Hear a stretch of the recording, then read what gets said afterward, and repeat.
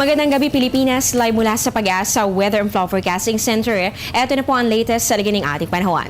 Patuloy po ang pagbabantay natin sa isang panibagong low pressure area na nakapasok na ng tuluyan sa loob ng ating Philippine Area of Responsibility. Alas 4 ng hapon base po sa pinakahuling datos ng Pag-asa, ito ay nasa laing 1,040 kilometers east of Surigao City. Ayon naman kay Pag-asa Weather Forecaster Samuel Duran, sa ngayon po maliit pa rin naman ang tsansa na ito ay ma-develop sa pagiging isang ganap na bagyo o tropical cyclone sa mga susunod na oras. Pero kung sakali man po na mapanatili po nito ang pagiging isang low pressure area o hindi po ito malusaw, lalapit po ito dito sa may Eastern Visayas at maaari pong magdulot ito ng mga pag-ulan sa area na yan sa darating na weekend. Gayunpaman, patuloy naman po nating babantayan ang mga pagbabago dito sa mga susunod na oras at araw.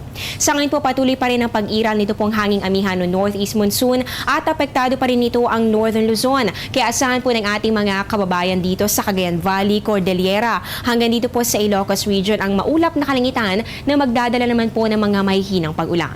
Dito naman sa atin sa Metro Manila at sa natitirang bahagi ng ating bansa, makakaranas po tayo ng bahagya hanggang sa maulap na kalangitan na meron pa rin po chances sa mga pulo-pulong pag-ulan o pagkidlat, pagkulog.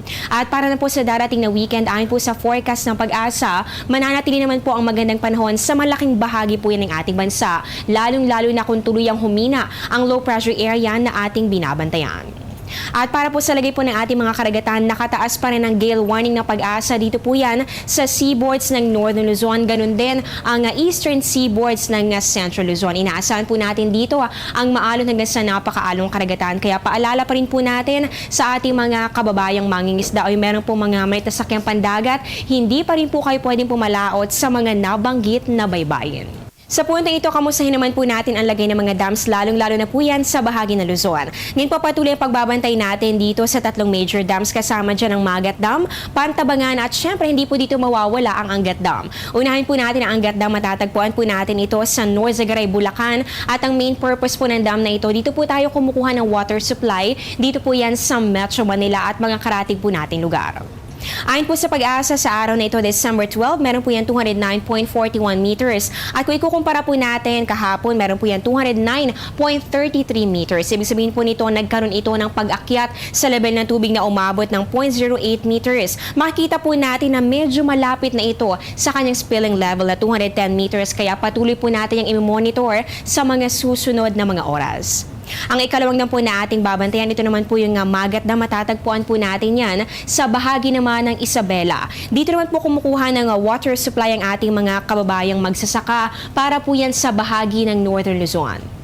Ayon po sa datos ng Pag-asa, ngayong araw meron po yung 186.34 meters at nagkaroon po ito ng pag-akyat sa water level na umabot naman ng 0.21 meters. Sa ngayon po ay nasa below pa rin ito ng kanyang spilling level na 190 meters. At yung ikatlong dam po na ating po mga minomonitor, yan po yung Pantabangan Dam, matatagpuan po natin sa may bahagi naman ng Nueva Ecija. Alam niyo po, napaka-importante po ng Central Luzon dahil dito po kumukuha ang ating bansa ng rice production. Ito po yung isa sa mga rice producing na region dito po sa Pilipinas. At base po sa datos ng Pag-asa ngayong araw, ang water level po nito ay 204.81 meters. At mula po sa kanyang water level kahapon, alas 6 ng umaga, meron po yan 204.73 meters. Ibig sabihin po nito, nagkaroon po yan ng pag-akyat sa kanyang water level na umabot ng 0.08 meters. Makikita po natin na safe pa naman ang water level ng Pantabangan Dam dahil napakalayo pa po nito sa kanyang spilling level na 216 meters. Patuloy po kayo tumutok, dito lang po yan sa Panahon TV para po malaman din po natin ang update ng Pag-asa tungkol po yan sa mga dams, lalong-lalo na sa bahagi ng Luzon. At ngayon po alamin na po natin ang sunrise para bukas. Inaasahan po natin na sisikat si Haring Araw 6:11 ng umaga at ang sunset po natin 5:28 naman ng hapon. At yun po ang latest mula dito sa Pag-asa. Abangan niyo po ang susunod kong update. Mamaya po yan sa News Live. Dito pa rin po yan sa Telebisyon ng Bayan. Ako po ang inyong weather lover, Omar Larosa, na nagsasabing ang taong handa at may nahon, kayang lagpasan ang hamon ng panahon. Magandang gabi po sa inyong lahat. Happy weekend!